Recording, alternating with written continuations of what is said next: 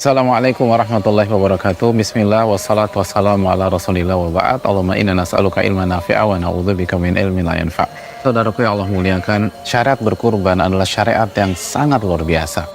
Namun ada hal yang perlu kita perhatikan.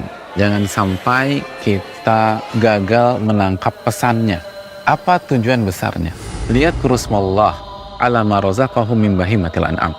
Tujuan utamanya adalah agar mereka mengingat Allah Subhanahu wa Ta'ala, berzikir kepada Allah, bersyukur kepada Allah atas rizki, atas harta, atas hewan ternak yang Allah berikan kepada mereka. Karena ketika kita nggak punya rizki, kita nggak punya harta, kita nggak punya hewan ternak, kita nggak bisa berkurban. Maka jemaah sekalian muliakan, tujuan kita berkurban, dan ini harus kita ketahui khususnya bagi orang yang berkurban pada tahun ini, agar kita mengingat Allah Subhanahu wa Ta'ala, agar kita berzikir kepada Allah Subhanahu wa Ta'ala. Dan di antara zikir yang masuk ke dalam ayat ini adalah tasmiyah dan takbir, atau mengucapkan bismillah atau bismillahirrahmanirrahim dan takbir ketika kita menyembelih.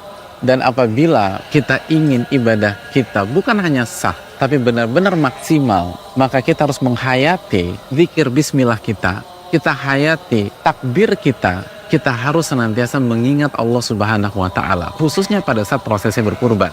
Kita harus bersyukur kepada Allah Subhanahu wa Ta'ala khususnya pada saat prosesnya berkurban. Kita harus merasa benar-benar Allah kasih kita segalanya, dan khususnya nikmat hidayah sehingga kita bisa berkurban.